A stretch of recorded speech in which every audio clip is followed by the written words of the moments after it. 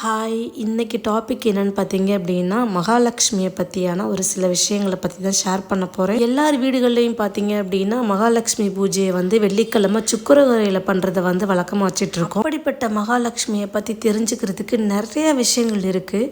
அதில் ஒரு முக்கியமான விஷயங்கள், முக்கியமான பாயிண்ட்டை மட்டும் எடுத்துகிட்டு உங்களுக்கு நான் ஷேர் பண்ணலான்னு இந்த பதிவை போடுறேன். ஏன்னா கண்டிப்பாக இது எல்லாருக்குமே தேவைப்படக்கூடிய விஷயமா தான் இருக்கும். ஏன்னா எல்லார் வீட்லேயுமே நம்ம மகாலட்சுமி பூஜை பண்ணுறோம். சில பேர் எப்படி பண்ணணும்னு தெரியாமல் இருப்போம். சில பேர் மகாலட்சுமிக்கு என்ன பிடிக்கும், என்ன ஏது அப்படின்னு தெரியாமலே நிறைய பேர் இந்த பூஜை செய்யலாம், தெரிஞ்சும் பண்ணலாம். பட் இந்த வீடியோவை நீங்கள் பார்த்தீங்க அப்படின்னா இன்னும் ஒரு கிளாரிட்டியோடு நீங்கள் பூஜை செய்ய ஆரம்பிக்கலாம். சரி, இப்போ நம்ம டாபிக் உள்ள போகலாம். ஃபஸ்ட்டு விஷயம் என்ன அப்படின்னா, மகாலட்சுமி தாமரை பூவில் வாசம் செய்கிறாங்க. இது நிறைய பேருக்கே தெரியும். ஸோ அதனால் நம்ம சாமி கும்பிடுறப்ப நம்ம ஒரே ஒரு தாமரைப்பூ கிடைச்சா கூட நம்ம அவங்களுடைய பாதத்தில் சமர்ப்பிச்சுட்டு நம்ம பூஜையை ஸ்டார்ட் பண்ணலாம். ரெண்டாவது விஷயம் என்னென்னு பார்த்தீங்கன்னா, மகாலட்சுமிக்கு ஈஸ்வரி, ஹரண்யமயி, ஹரிணி, சூர்யா, பிங்களா, புஷ்கரிணி, சந்திரா அப்படின்னு சொல்லிட்டு பல பேர் அவங்களுக்கு இருக்குது. அடுத்ததாக பார்த்தீங்க அப்படின்னா மகாலட்சுமிக்கு ரொம்ப ஒரு பிடித்தமான பூ அப்படின்னு சொல்லி பார்க்கும்போது சாமந்தி பூ தான். அடுத்ததாக நெல்லி மரத்தில் மகாலட்சுமி வாசம் செய்கிறாங்க.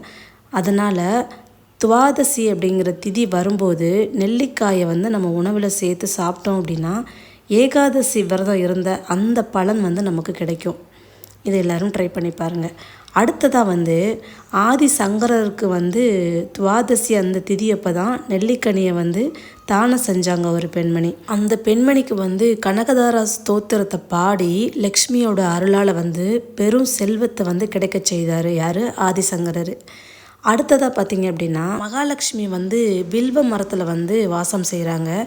அதனால் மாதத்தில் முதல் தேதி, அமாவாசை, பௌர்ணமி, சதுர்த்தி, அஷ்டமி, நவமி, திங்கக்கிழமை இந்த நாட்கள்லாம் நம்ம வில்வ மரத்துலேருந்து வில்வ இலையை நம்ம பறிக்கவே கூடாது. அடுத்ததாக பசு இருக்கு இல்லையா, அதோட பின்புறத்தில் மகாலட்சுமி வாசம் செய்கிறாங்க. இதனால் கோவிலில் காலையில் பார்த்திங்கன்னா கோபூஜை நடக்கும். அதை செஞ்சதுக்கப்புறம் தான் தரிசனமே ஆரம்பமாகும். அதுக்கப்புறமா எனக்கு ரொம்ப பிடிச்சது துளசி. அதுலேயும் அவங்க வாசம் செய்கிறாங்க.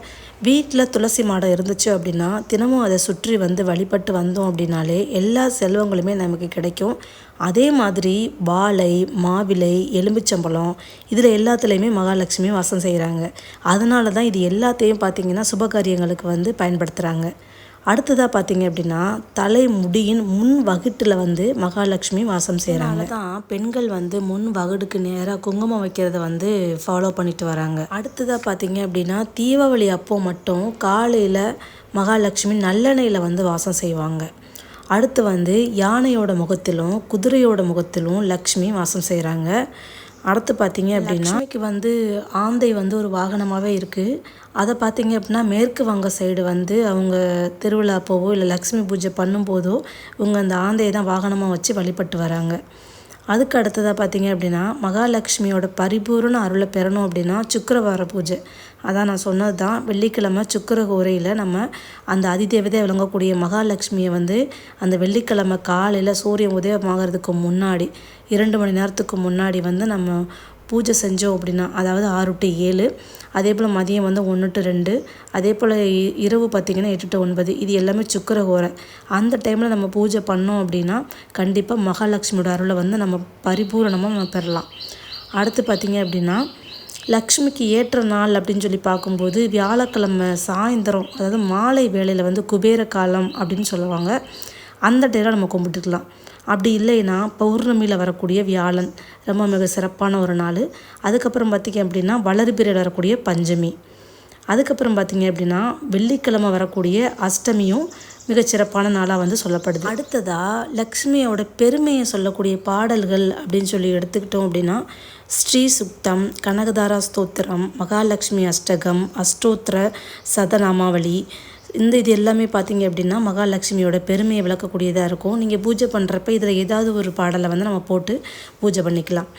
அடுத்ததாக அதிகாலையிலையும் சரி மாலையிலும் சரி வீட்டில் பெண்கள் எப்போவுமே விளக்கேற்றி வச்சு லக்ஷ்மியை வரவேற்கிறதுக்கு லக்ஷ்மியோட ஸ்லோகங்களையோ இல்லை அஷ்டகங்களையோ இந்த மாதிரி சொல்லி நம்ம மனமாற நம்ம என்ன பண்ணணும்னா கும்பிட்டோம் அப்படின்னா லக்ஷ்மியோட அருள் வந்து கண்டிப்பாக கிடைக்கும் அப்படிங்கிறது வந்து ஐதீகம். அதுக்கு அடுத்ததாக பூரண கும்பம், மஞ்சள், குங்குமம், திருமண், சூரணம், கோலம், சந்தனம், வாழை, மாவிலை, தோரணம், வெற்றிலை, திருவிளக்கு, யானை, பசு, கண்ணாடி, உள்ளங்கை, தீபம், இப்போது சொன்ன இத்தனை பொருட்கள்லையுமே மகாலட்சுமி நித்திய வாசம் இருக்கிறாங்க. அடுத்தபடியாக பார்த்திங்கன்னா வில்வ மரம், நெல்லி மரம், துளசி, மஞ்சள் இந்த செடிகளிலுமே மகாலட்சுமி வந்து வாசம் செய்கிறாங்க. அதுக்கு அடுத்தபடியாக பார்த்திங்கன்னா மகாலட்சுமிக்கு வந்து சாமந்தி பூ ஆல்ரெடி பிடிக்குன்னு சொல்லியிருக்கேன். அதோட தாளம்பூ இலைகள் இருக்கு இல்லையா, அதை வச்சு நம்ம வந்து அர்ச்சனை செஞ்சுக்கலாம்.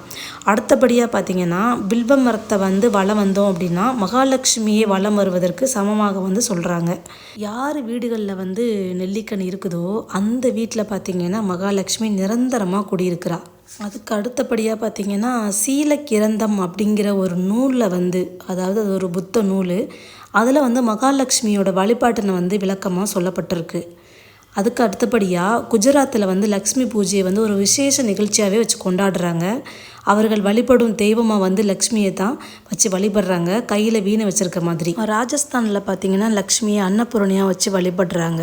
இந்த மகாலட்சுமி பூஜை பண்ணுறதுனால நீண்ட ஆயுள், புகழ், செல்வம், உடல்நலம் எல்லாமே கிடைக்கும். அடுத்தது ரொம்ப ஒரு முக்கியமான விஷயம் என்னென்னு பார்த்தீங்க அப்படின்னா மகாலட்சுமிக்கு உகந்த விளக்கு எதுன்னு பார்த்தீங்கன்னா நெய் விளக்கு தான். சகல விதமான செல்வத்தையும் வீட்டில் இருக்கக்கூடிய நலனையும் தருவது இந்த நெய் விளக்கு தான். அதனால் நம்ம மகாலட்சுமி பூஜை செய்யும் போது நெய் விளக்கு போட மறந்துடக்கூடாது. அதே மாதிரி நம்ம செய்த பாவம் புண்ணியத்துக்கு தகுந்த மாதிரி தான் லக்ஷ்மி வந்து நமக்கு செல்வ வளத்தை அள்ளி கொடுப்பா. இன்னும் மகாலட்சுமியை பற்றி சொல்லிக்கிட்டே போகலாம். இது முக்கியமான பாயிண்ட்டை மட்டும் எடுத்து நான் வந்து உங்கள்கிட்ட ஷேர் பண்ணியிருக்கேன். இன்னும் வரலட்சுமி விரதத்தை பற்றி ஆரம்பித்து சொல்லணும் அப்படின்னா இன்னும் நிறையா சொல்லிக்கிட்டே இருக்கலாம். இது பொதுவான ஒரு மகாலட்சுமி பூஜையை ஃபாலோ பண்ணுறதுக்கான ஒரு விஷயங்களை மட்டும்தான் நான் சொல்லியிருக்கேன். தெரியாதவங்க இதில் உங்களால் எடுத்து ஏதாவது நீங்கள் கடைபிடிக்க முடியும்னா கடைபிடித்து பாருங்கள். கண்டிப்பாக நல்ல பலனே கிடைக்கும். இந்த வீடியோ உங்களுக்கு ரொம்ப யூஸ்ஃபுல்லாக இருந்திருக்கும்னு நினைக்கிறேன். அப்படின்னா லைக் பண்ணுங்கள், ஷேர் பண்ணுங்கள், சப்ஸ்கிரைப் பண்ணுங்கள். தேங்க்யூ.